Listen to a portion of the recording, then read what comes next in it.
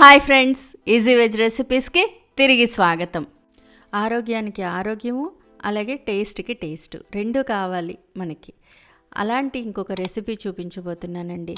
అది pool makhana curry లేదా lotus సీడ్స్తో curry. ఇది రోటీలోకి, చపాతీలోకి, ఫుల్కాలోకి చాలా బాగుంటుంది. ఫైబర్ రిచ్ ఫుడ్, అలాగే ప్రోటీన్ కూడా ఎక్కువగానే ఉంటుంది. వెయిట్ లాస్ మేనేజ్మెంట్కి బాగా ఉపయోగపడుతుంది. సరే, కర్రీ ఎలా చేయాలో చూసేద్దామండి. ముందరగా స్టవ్ మీద బాణలి పెట్టి అందులో నూనె లేదా నెయ్యి వేసి ఒక హాఫ్ కప్ ఫుల్ మఖానా తీసుకొని వేయించుకోవాలి. ఫుల్ మఖానా లో ఫ్లేమ్లో వేయించుకోవాలండి. డైరెక్ట్గా వాడుకోము, వీటిల్ని వేయించే వాడుకోవాలి. వేయించినప్పుడు ఇలా నలిపితే నలిగిపోవాలి. ఇవి నలగలేదు, సో అందుకని మళ్ళీ కాసేపు వేయించాలి.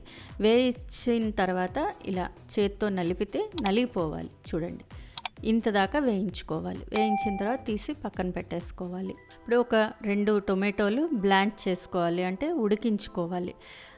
టొమాటో ముక్కలు చేసి కాకుండా కాయగానే ఉడికించేసుకోవాలి. అవి తొక్క ఊడిపోయేదాకా ఉడికిన తర్వాత తీసి కాసేపు చల్లారనిచ్చేసి మిక్సీ జార్లో వేసుకొని గ్రైండ్ చేసుకోవాలి. 2 పచ్చిమిరపకాయలు కూడా వేస్తే టేస్ట్ బాగుంటుంది కూర. తొక్కంతా తీసేసి ఇలా మెత్తగా జ్యూస్ లాగా చేసేసుకోవాలి.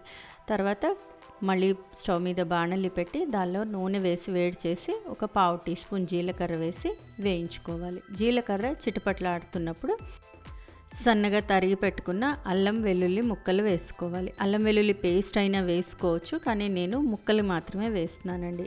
అవి టేస్ట్ బాగుంటుంది, పంట కిందకి ముక్కలు తగులుతూ ఉంటాయి. ఇవి వేసి వేయించుకోవాలి. అల్లం వెల్లుల్లి ముక్కలు బాగా వేగిపోయిన తర్వాత 2 లేదా 3 పచ్చిమిరపకాయలు ఇలా పొడుగ్గా చీల్చి పెట్టుకొని అవి కూడా వేసుకోవాలి. పచ్చిమిరపకాయలు కొంచెం చిటపట్లు ఆడుతున్నప్పుడు కరివేపాకు కూడా వేసి చిటపట్లు ఆడనిచ్చి దీనిలో ఉల్లిపాయ ముక్కలు మరీ సన్నగా కాదు, అలానే మరీ లావుగా కాదు, మీడియంగా కట్ చేసుకున్న ఉల్లిపాయలు కూడా వేసుకోవాలి. ఒక్క ఉల్లిపాయ అయితే సరిపోతుంది. ఉల్లిపాయలు బాగా వాడ్చుకోవాలి. పచ్చివాసన పోయేదాకా ఉల్లిపాయలు వాడ్చిన తర్వాత టొమాటో పేస్ట్ చేసి పెట్టుకున్నాం కదా, అది కూడా వేసేస్తాము. అయితే ఉల్లిపాయలు రంగు మారాల్సిన అవసరం లేదు, జస్ట్ కొంచెం ఆ పచ్చివాసన పోయేదాకా వేగితే సరిపోతుంది. ఈ టొమాటో పేస్ట్ వేసేసిన తర్వాత దీన్ని కూడా ఒకసారి బాగా కలిపేసుకోవాలి. దీనిలో రుచికి సరిపడా ఉప్పు వేసేసుకోవాలి. అలాగే పసుపు, ఒక 1/2 టీ స్పూన్ పసుపు కూడా వేసేసుకోవాలి.